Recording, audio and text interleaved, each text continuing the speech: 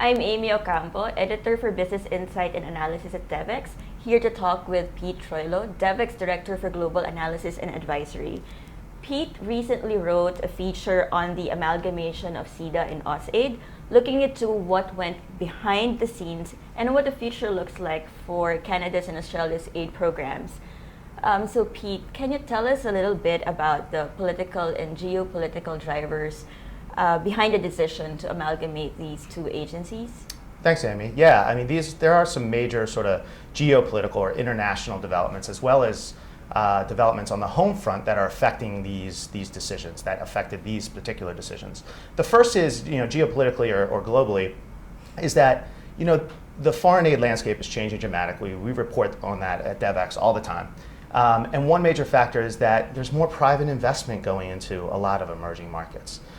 So really that's dictating a change in the way public sector donors are applying their money, both from a sectoral perspective and a geographic perspective. Along with that, we're finding that a lot of developing countries where these public sector donor agencies have done business are now reaching middle income status. So as one quote in the article actually says, it's putting these donor agencies on a line towards irrelevance. Now, I wouldn't agree with that. I don't think it should be that strong, but there is a sense that, foreign aid has to change along with changing dynamics in the global development community, in the global community. At home, really what it was is more conservative governments being either ushered in or reinforced through different voting cycles, and that conservatives are much more public spending cautious, much more business-minded, and they approach foreign aid much differently. So it's sort of a confluence of those factors that have led to the amalgamation decisions, both in Ottawa and in Canberra. But within these governments themselves, how was the amalgamation implemented and handled? Well, they were in both cases, fairly abrupt and sudden decisions. And there were some nuances. I mean, in Australia, you're talking about AusAID, an agency that was really destined for greater influence on the global stage. They had an expanding budget during the years leading up to the time when the Abbott administration was elected. The budget was growing, the staff numbers were growing, and overall, it was perceived by the global development community as this new force, this new spending force, this new investment force in a lot of important economies. So it was very surprising, I think, in Australia when this decision was made. In Canada, it was a little bit different. CIDA was commonly viewed as an agency in decline.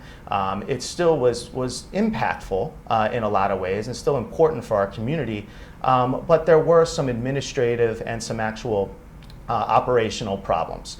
But at the same time, a lot of the legislators that we talked to were also sort of, surprised by this decision. A lot of the politicians, a lot of the development practitioners were still surprised that the conservative government would push forward with a complete merger of the aid agency into the Foreign Affairs and Trade Department.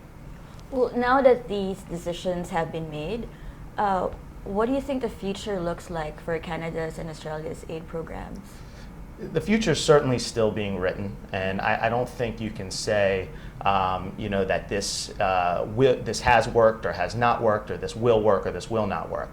I'd say generally the vast majority of the people we talk to say that the anxiety around the mergers has subsided considerably.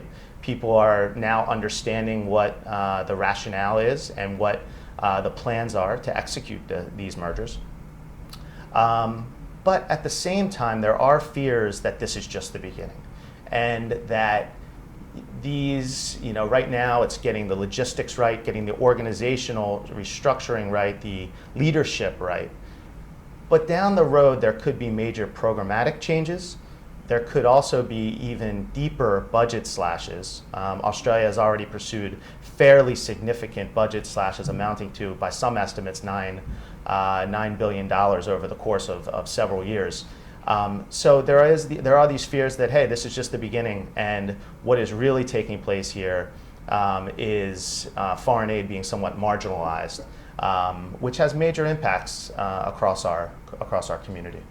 Thank you very much for these great insights, Pete. To know more about Pete's insider's take into these 8 agencies amalgamation, read the full analysis on Devex.com.